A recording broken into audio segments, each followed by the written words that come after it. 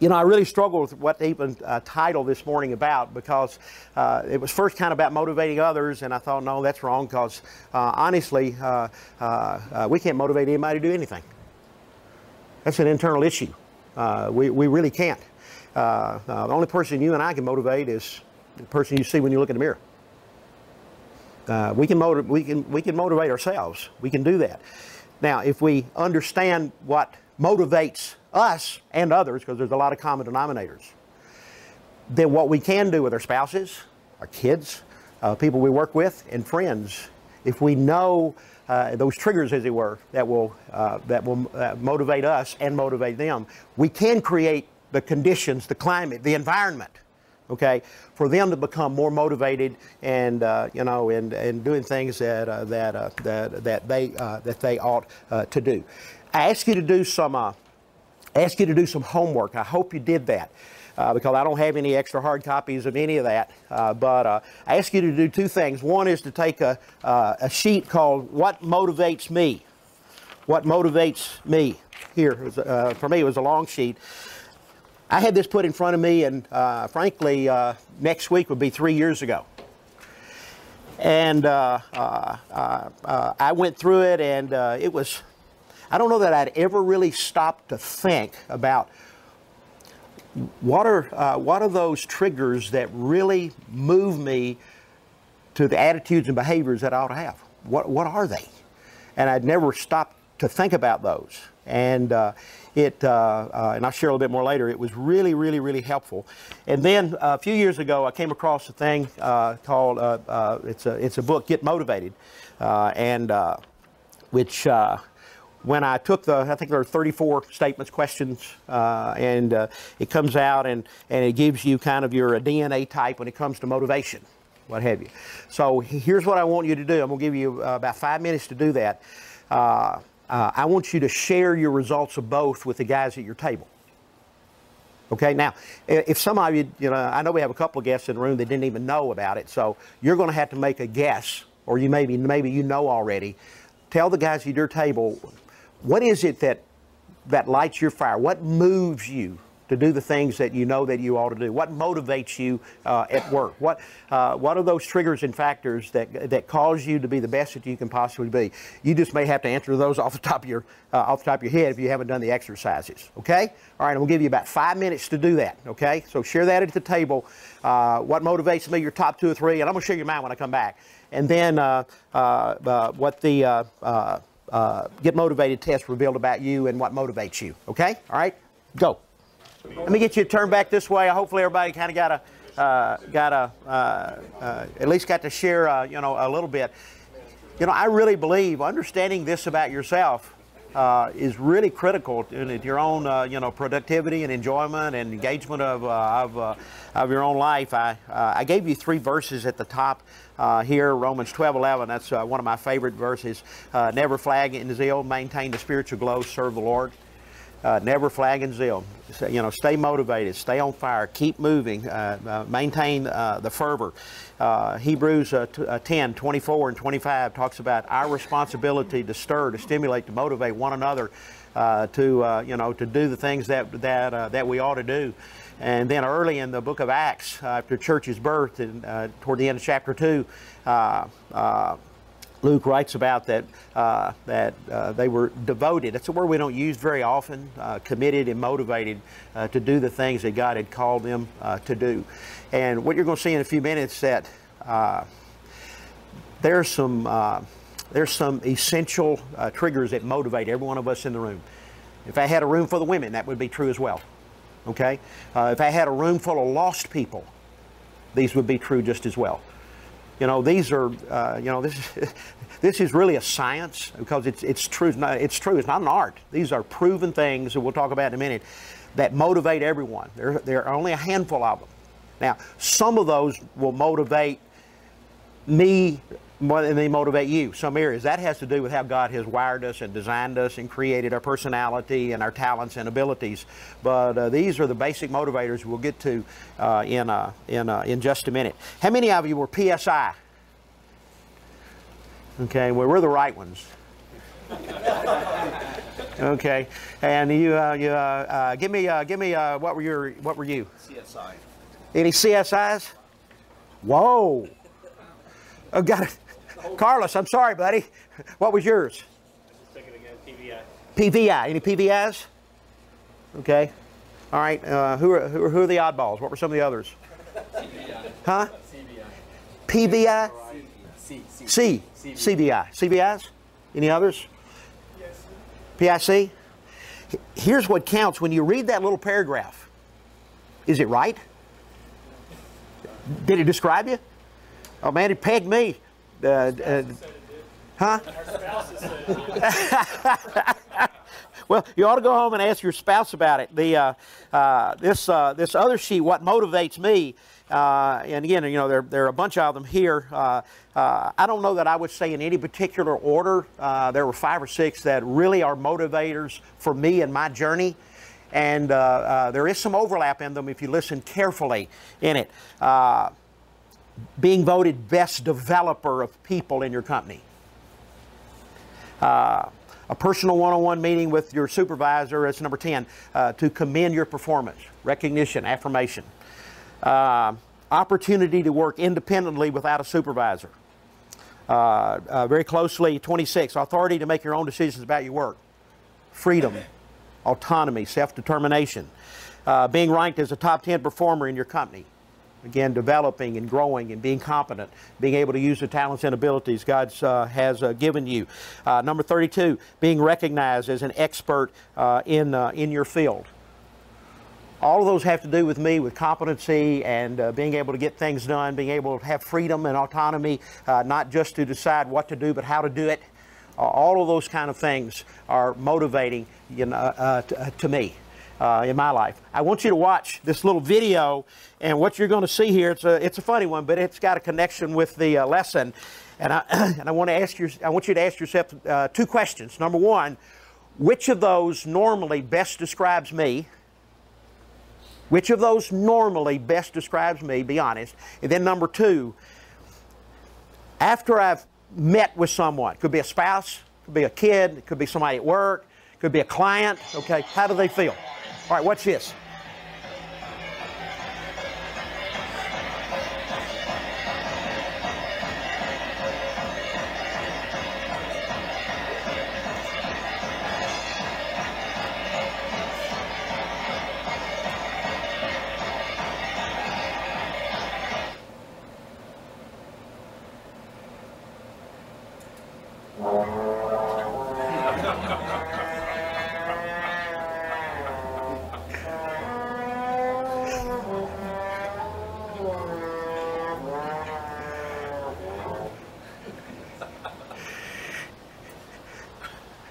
Crazy penguin or a lazy polar bear? I know some of you well enough, I could probably peg you, okay? And again, there's no question some of this is a little bit personality driven, but there's a lot about, you know, getting yourself, you know, incentivized and fired up and others fired up by virtue of, you know, your own choices and the example that you set. But when I saw this several months ago, frankly, you know, what I thought more about was the people that I'm around, my family, and the people that I get the joy to work with. After I have a meeting or after I have a conversation, do I leave them feeling more like a crazy penguin or more like a lazy polar bear? Lazy polar bear. Because you and I are not going to ever have any encounter without leaving some impression. Some impression. And for most people, it can be a lasting impression. A lasting impression. And I don't know about you, but my guess is all of those really want people you know, to feel better about having an encounter with us. I mean, we do, okay? Even if it's in something that we're disagreeable about, I want them to have a good taste in their mouth because you and I are representing Christ, and if they know that, that's even supremely more important. Let me give you some numbers that I think are important.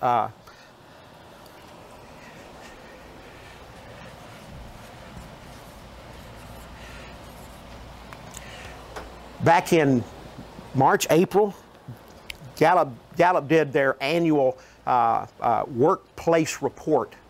And the word nowadays is not motivated, but engaged. That's the buzzword, how engaged folks are. In the American workforce, about 30% of the American workforce says they're engaged and motivated to do what they do every day. They're connected. I mean, they're involved. They look forward to it. They can't wait to get there. They can't wait to do it. They're engaged in it. About 18%, excuse me, I'll go down to this one. This group, they label them as unengaged. Unengaged. In other words, they're showing up, they're doing a job, but that's just what it is, job.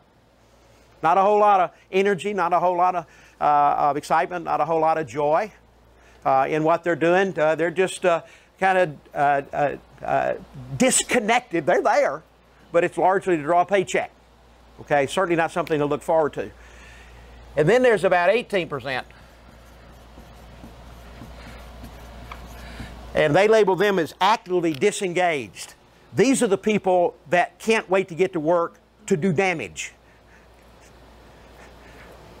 Okay? They're on a mission to destroy anyone and everyone that they can and try to take as many with them as they can.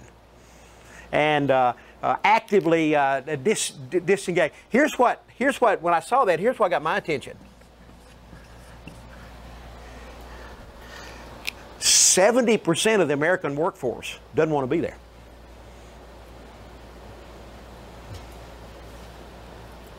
Just don't want to be there. My guess is we probably have some of all three groups in the room. 34%.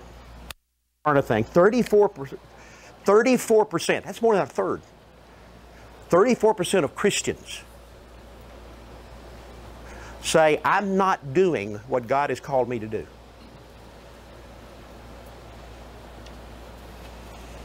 No, they may go to work and draw a paycheck and probably are in this unengaged group. Maybe at times they get engaged for a short period of time. But more than a third of Christians say, God wants me to be doing something else. And for a variety of reasons, perhaps, they're not doing it. And many of them will never make the jump to do it because of security issues, financial issues, and other issues. Very, very, it's sad, but these numbers, frankly, only really support why America is a declining productive nation. We just got a workforce that doesn't want to work, and the government doesn't make it any easier for any of us.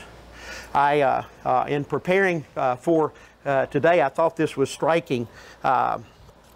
Research says there's a 40% difference in the performance of motivated people. 40% difference. And it shows up in people are more engaged, more productive, more creative, more energized, less absent. They stay longer. They get along better with workers. All of those things of folks who are engaged and motivated. So in seeing that, frankly, months ago, I really went on a mission. This is one of the, I'm always working on a study, a sermon or something. I probably got 8 or 10 things always going. Some going for years, okay? And this is one that's been going for years, okay? I'd work on it for a while and put it aside, work on it a while and put it aside. And when I surveyed you guys and asked what would you like to talk about, this came out to be the top one. What you want to talk about. So it really put me under a deadline, as it were, to study it and to try to get it figured out. There are basically two triggers. There are basically two triggers that motivate us. That motivates. One is what I call extrinsic. In other words, it's outside. Generally, it's out. It's coming as pressure from the outside, okay? It's not so much the activity that motivates us as it is what's the possible reward if I do it, or what's the possible punishment if I don't do it, okay? Everything is coming from the outside. It may be I do what I do in order to get the approval of others, or I do what I do maybe to avoid the disapproval of my boss. Okay, extrinsic, I give you one that we look at every day. Compensation, financial success, money, is an extrinsic reward, okay? All research from anyone and everyone over the years, and yet everything in the workplace goes against it. In spite of the research, say this: when someone is paid fairly, now we could probably argue over what that looks like, but fairly, then money is not a motivator for them to be more motivated, engaged, incentivized. It just isn't. It isn't. There are some jobs in the workplace where money is more of a motivating factor than others, but they tend to be menial jobs. Not to put those down, but they tend to be menial jobs. As long as someone is fairly compensated for what they do, money is not a motivator for most folks. So what charges these people up, okay, is what's coming in from the outside. I wrote, I wrote in my notes such things as the approval of others, financial success, image management, some kind of a reward, job security, an angry boss, deadlines. All of those are extrinsic things that come in from the outside. Perhaps in and of themselves, none of them are bad, but they're only short-term in their effect. But they can do damage over a period of time. What we need to look for is what I call these intrinsic. These are more internal. They come more from the inside. Here, you do whatever it is you do. You do the activity. You exhibit the behavior, not because of what you'll get if you do or what you get if you don't. You get it sheerly for the love of the behavior of the activity. You just love doing it. You know, there are, and I don't know how many, I think the longer folks play, I think the more it becomes the love of the game. There are a lot of folks who are making millions and gazillions of dollars in athletics, but really it isn't a money thing for them. They love the activity. They love the engagement. They love the sport. Okay, and it's those kind of motivators. It's the love of the activity. It's the love of what I'm interested in. It's the love of engaging in something that I feel like that I'm good at, that I feel like makes a difference. Those kind of things that really come from the inside. Now, some of you are wired like me, you PSI folks, and that is, how many of you ever taken the Performax, the DISC, D-I-S-C, okay? How many of you are high D? High D, okay? There's a lot in us self-motivated, okay? The Strengths Finder. Any of you have in your top 5 achiever? Okay?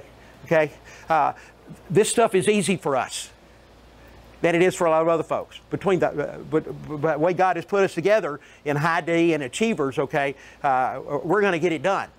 We're going to get it done. What we have to watch out for is that we get whatever it is done, not for the best of reasons, okay? Show off, okay, approval of others, avoiding the disapproval of others, and those kind of things. Here's what I've discovered in looking at my life and really looking at the lives of others, is if you're going to motivate yourself and motivate others, you've got to find out something that matters to you and to them. I hate to put it this way, but things you and I are self-interested in, and everybody else, is what motivates us. Now, we can call that sinful and selfish, but it's true. It's true. If you can find out, if you can identify those self-interests that spur you on and speak to your spouse and to your kids, then you've got a greater chance of keeping yourself motivated for the long haul intrinsically, and also the people around you. And all of my homework says there are, I call this circles of motivation. There are seven triggers that cause us to do what we do. They cause us to try to do the best at what we do. I'm going to ask you to look at these 7. I'm going to kind of highlight each one of them. And then I'm going to ask you to measure which of these 7 are strongest in motivating you. Motivating you. All of them will motivate you. But the higher numbers will motivate you more. But when it comes in relationship to others, whether it's a spouse or kids or at work or family or friends, what you and I need to know as you leave the room is this. These same 7 things are what motivates everybody you talk to today. And everybody you will ever talk to the rest of your life. Now, if you can find out which of these 7 most motivate them and make those things happen at home or at work or in the relationship, okay, then you and I can do what the writer of Hebrews encouraged us to do, and that is to stir up one another.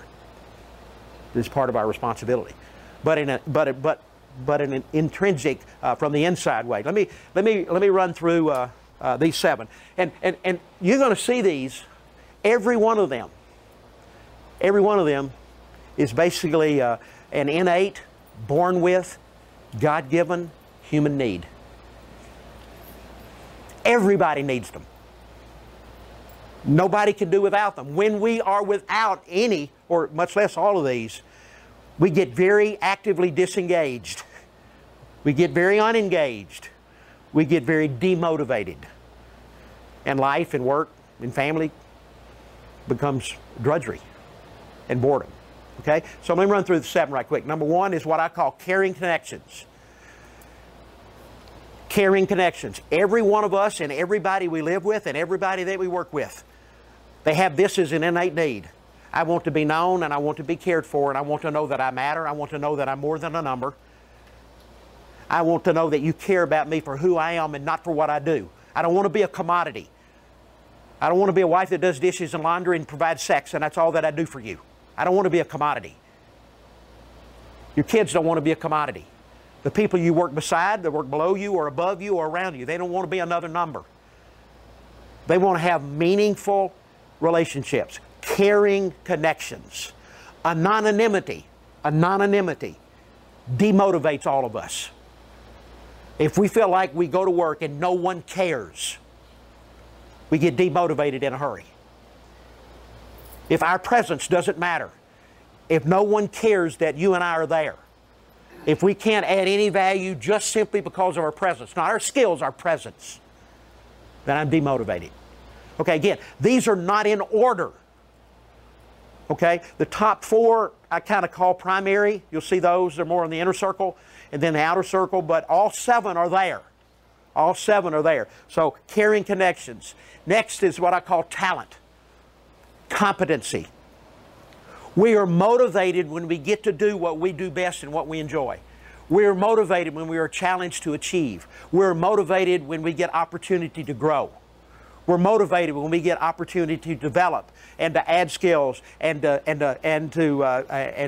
do better at what we're already innately good at. But only 17%.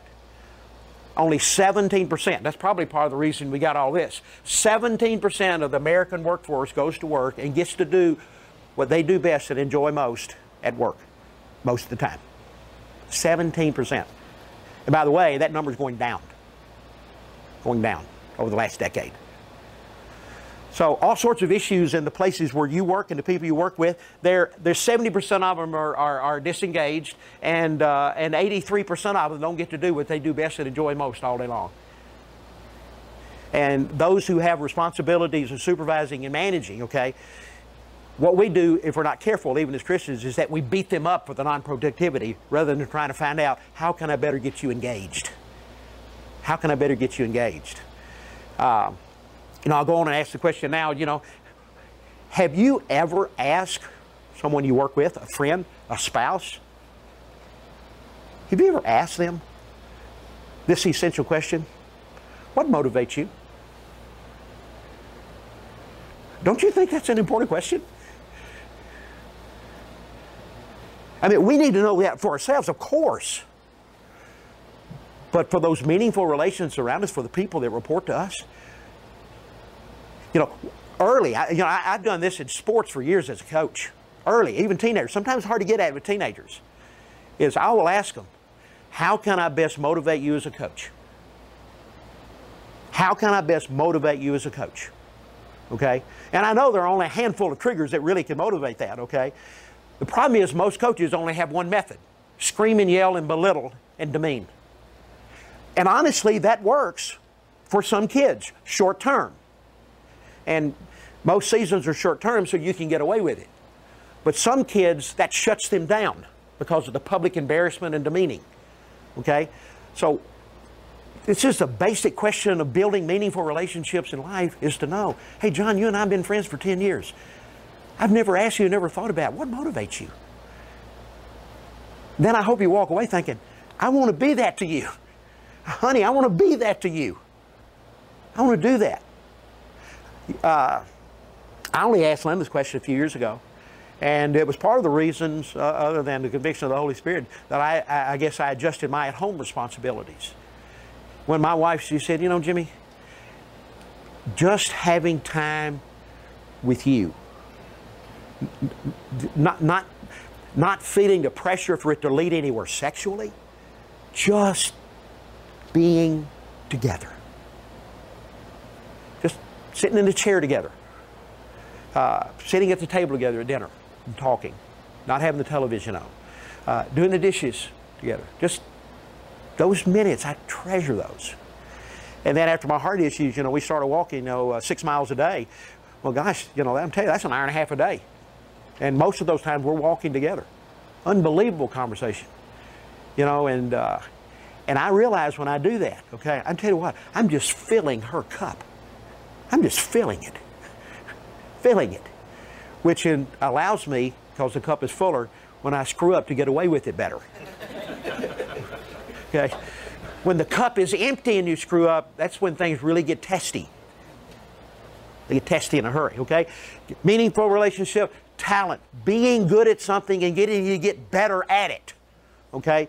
Opportunity work. Unfortunately, in the workplace, in many places, they hire you because they think you have a particular talent or skill that can make a contribution at work, and then they evaluate you on what you're not getting done. Crazy, okay? Next is recognition, affirmation. Being recognized for the contribution you're making at home or at work. This is a big one for me. I like being appreciated. I like contributions, effort, put forth to be recognized. Last year, 65% of the American workforce, 65% of the American workforce received no praise for what they did. Nobody said thank you. How motivating is that? I mean, how difficult is it? Hey, Joe, thanks for what you do. You know, we need you. It doesn't take much. I appreciate it. I appreciate it. You know, I'll ask David. I'll ask David every now and then, because he's my boss. I'll ask David every now and then, and I especially ask you when I feel like I'm at a low ebb. David, am I doing what you want me to do? Am I doing okay? Are you pleased? Because, you know, I know I'm serving the Lord, but, you know, I work for you. Are you pleased? Okay? And I'll always walk away. I can always walk away feeling good about that. I'm sure the day and time will come, by age and lack of productivity, that I won't want to hear the answer that He gives me. And that'll probably happen to all of us as we age. We all tend to think as we age we'll have enough sense to know when to walk away, but very few do. And I probably won't either as well. Steve? You say 65% in a whole year have not received any kind of praise or recognition from their leadership. What percentage of that 70% up there being disengaged is more of a leadership void in our culture? Well, I would say the major contribution. Okay, most leaders don't know how to lead, and most leaders don't know how to manage, either one. But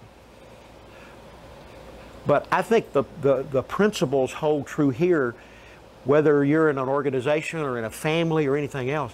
These are relational principles that meet innate needs. If we have these things done to us, and we do these things to others, whether they're spouses or friends or anything else, if we do that, okay, then everybody's going to work harder at what they do. Everybody.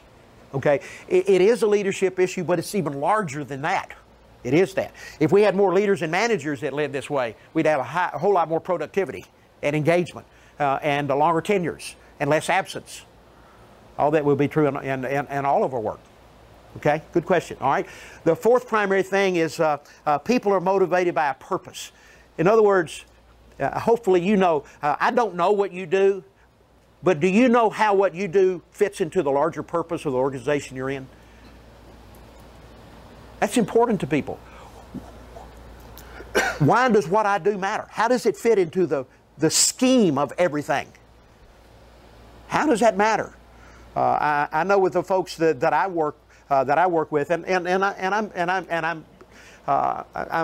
think particularly adept at this one. I am always reminding them, this is why you're important. This is why we need you. This is why your contribution is valuable. This is your part in the whole. Okay, that doesn't mean somebody else couldn't do it if you left, but we would probably get somebody else to do it if you left, because what you do matters.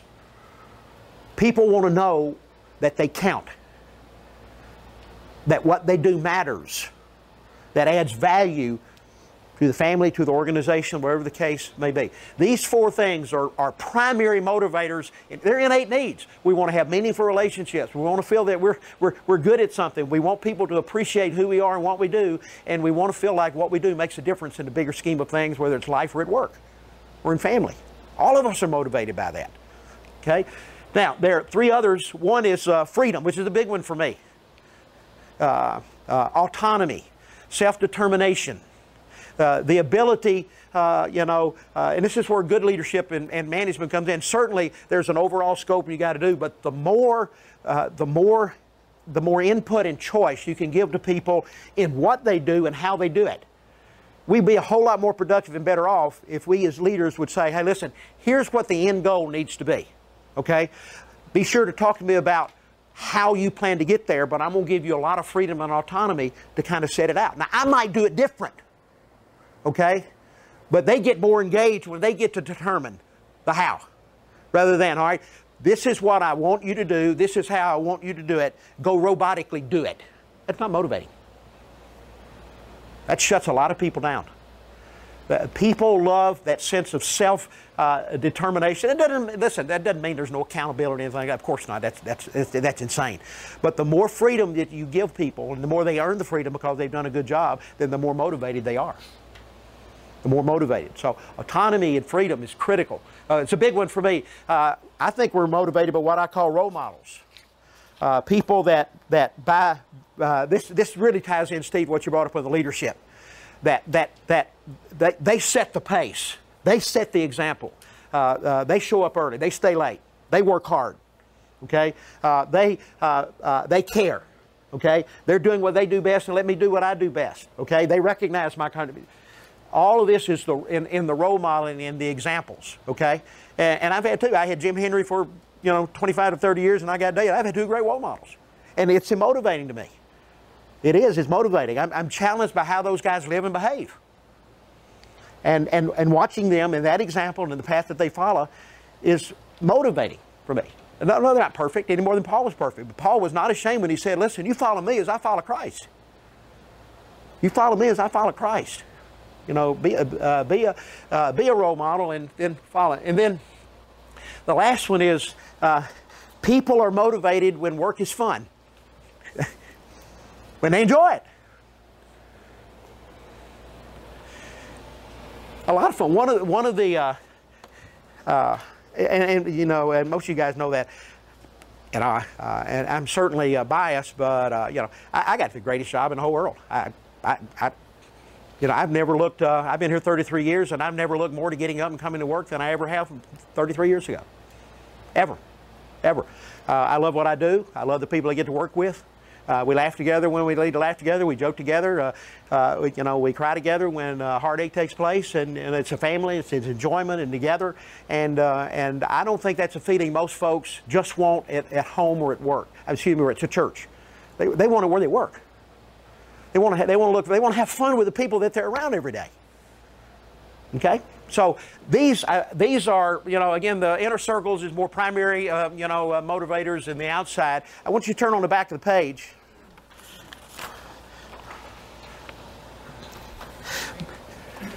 On the enjoyment, would that be achievable goals? Because as you succeed, you enjoy more. But if you put goals out there that, you know what, we're constantly falling short, we're not. Steve, it probably has an element in it. Here again, I don't think most of the workplace. Listen, guys, I'm just giving you research and science. That's been the marketplace doesn't follow it, okay?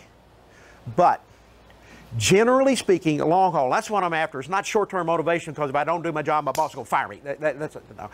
Long-term intrinsic, motivation. Okay, money isn't it. Setting goals, isn't it? I'm not saying it's wrong to pay people money or to give them a bonus. I'm not saying that.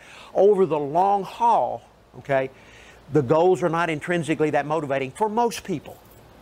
For most people, okay? When I'm talking about the enjoyment, I'm just talking about pure human interaction with the people that I spend 8 hours a day with every day. I just really like these people. I really enjoy being around these people. And they really care about me. And we work together well. Everybody doing this thing. That's motivating. So the enjoyment is more relational. Yes. Yeah. Yeah. It probably has a task element in it. I don't want to dismiss that completely. Okay, but it's less about going. In fact, before I get you to go this, just listen. This was a blog I got just back in the spring called "What's Your Carrot?" See, we live in a world that's a carrot and stick, reward and punishment, or an if-then. If you do this, then I will do that. And the title of the blog, so what's your carrot? Do you know what motivates others at work? Research from Duke University and George Mason University reveals that although you might think you do, you probably don't. At regular intervals over a 40-year period, executives, these are the bosses, the managers, the leaders, were asked to rank what they thought motivated their employees. They consistently got it wrong. Executives erroneously believe that external factors and incentives such as compensations, bonuses, job security, and promotions are what most motivated their employees. But what do the employees say? They report that it's internal factors such as interesting work, being appreciated, making meaningful contributions, a feeling of being involved in decisions, being a part of something bigger is what motivates them the most. However, employees were no better off predicting what motivates their bosses and peers. They got it wrong too, believing it was external factors that motivates others, especially their superiors. The fact is, executives report being motivated mostly by autonomy, their inherent interest in their work, big challenges, and a sense of relatedness with their colleagues. I mean, the research says we don't know what our bosses want, we don't know what our peers want, and they don't know what we want. But we tend to think it's just simply more money and more rewards. And it really isn't. Okay, look on the back of the page and you'll see these 6 things there. I want you to quickly take the pen. Again, all of these motivate us. I want you to identify which ones of these motivate you the most. They're all going to probably be a 3 or 4 or 5, but there'll probably be 1 or 2, or for me, there are 6s for you. Okay, so circle the number. Obviously, the higher the number, the greater motivation. For me, okay, caring connections, I put 4. Okay? Talent mastery and affirming recognition, I put 6 for me. Larger purpose, 5. Freedom, 6. If I had put in here an 8, I would have circled 8 on that one. Don't micromanage me or you will shut me down. You'll shut me down in a hurry. Role models, 3. And enjoyment, 4. Enjoyment, 4. My strongest motivators are talent mastery, being competent at something, being affirmed and recognized for my contribution, and having freedom and autonomy. And having freedom and autonomy. In case I run out of time at the end, I'll go on and throw this in here, okay? You may have known these things. Maybe today I was able to put labels on it for you. Okay? Here's what's important. You are wrong if you assume that your spouse, your best friends, and the people you work with and for know this about you.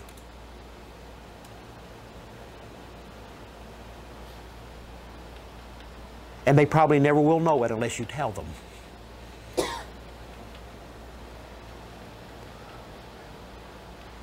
I know you want them to know because it motivates you. And I'm going to tell you, if I'm sitting in their seat, they want to know. You're more engaged, you're more productive, you're more energetic, you're more creative. Everybody wins. But we assume people know, and I just read you the research. We're wrong in both directions most of the time. Tell them. Discover it about the people you love and know and work with, and help make it happen. So, 7 questions. These go back to the 7 circles, the 7 factors of motivation. Here's what I'm after here. These are questions that you ought to ask about your family, your friends, your coworkers. I think these are great parenting questions. Now, maybe not all apply all the time, but I'm going to tell you, these are 7 questions that you and I ought to ask at least once a week of the people that we're spending most of our time with. Who will I really care about this week? You know, there's a lady down the hall. You know, I'm going to just really try to, you know, really appreciate her and care for her and find out what's going on in her life. And she's my project for the week. Okay? I mean, get intentional. If you work in an office where there are 8 or 9 people, pick one out a week, one out a month, and just get engaged and try to build a relationship. Number 2, who will I challenge to grow and achieve this week? 3, who will I recognize and affirm this week? Thank you for what you do. How will I connect with what someone does to the larger purpose of the organization or the family? Whom will I help have more freedom this week? What do I need to do to model for others? What can I do to inject some fun and enjoyment this week at home or in the office? Critical questions, important questions, okay? Now, just closing thoughts, and I mentioned this when I got to it. Intentionally position yourself to experience your prime intrinsic motivation. If you know what they are, you are foolish not to do everything within your power and control to make all of those who you interact with in life to know these things about you. Okay, again, wrong to assume they know. Okay, and probably what they're assuming, the blanks they're filling in with the wrong answers. They're filling in with the wrong answers. Tell them. B, know the who, the what, the when, and the where of what best energizes and drains you. Okay, I'll guarantee you. Okay, you're just like me. There are certain people that motivate me and energize me when I'm around them. Just like there are certain people that suck the life out of me when I'm in and around them. Okay, guess who I'm looking for? Okay, what? There are certain things that I do that energize and motivate, okay, me. But there are certain things that sometimes you have to do, okay, that drain life out of me. Okay, we can't all avoid all those things all the time. Okay, it's a necessary part of life. And then the environment, okay. I'm telling you what, morning is my time. Okay, I was telling Eric or something, I don't know who it was. I'm up most mornings 4 to 5. This morning, part of it was excitement for here. I was up at 2:20. Okay, I just couldn't go to sleep. All I could think about was this. Okay, I love this environment. You know, I love my study. You know, I know the environments, the culture, the conditions when I am most energized and drained and productive. Okay, I'm not good in meetings. After about 30 minutes, I'm bored to death in meetings. I know they're necessary evils, but you know, after you know, and around here, you know, we meet ourselves to death. Right? Am I right? We meet ourselves to death. Okay, and I honestly think it has a bad effect on creativity, productivity, engagement. Okay, hire people who do their job Keep them motivated and incentivized to do their job, and get the heck out of their way. Just let them go do it. Okay, if they're not doing their job, okay, tell them why. Try to fix it. If they don't get it fixed, fire them. Even in my world, fire them. Move them. That's what happens in your world. I guarantee it does. Okay. C, protect your margin. Rest, exercise, and eat well. Okay. When you're tired and worn out, you're going to be lethargic and unmotivated. Okay. D, I think this is a very important one. Stay connected with God. Do you know how you best connect with God? It'll be different for some of us. It's one of the most important discoveries about your journey and mine is to know how you best connect with God. And then obviously to make that happen so you can connect with God. All right? If you go to the church website, I've got loaded on there at firstorlando.com/about membership and so on. There's spiritual pathways assessment there that'll really peg how you best motivate with God. There'll be 2 or 3 out of, I think, 9 that will help you know that. And then E, associate with motivated people. They are contagious. They are contagious. You can't always make that happen. But like some of you at work, you know, you may share an office with one of the most demotivating human beings on the face of the earth. Okay? Well, spend as little time as you have to at your desk in your office and go to the others. Okay? You do have more control over the issue than you think you do. Okay? And complaining about it won't help. Okay? I have found over the years 3 great resources. This is probably the most definitive work ever done on Daniel Pink. He's a Canadian, New York Times bestseller. It's called Drive, The Surprising Truth About What Motivates Us. It's a little technical, I'll admit it. But if you want to know, if you don't want to read the book, just go to YouTube and type in Daniel Pink.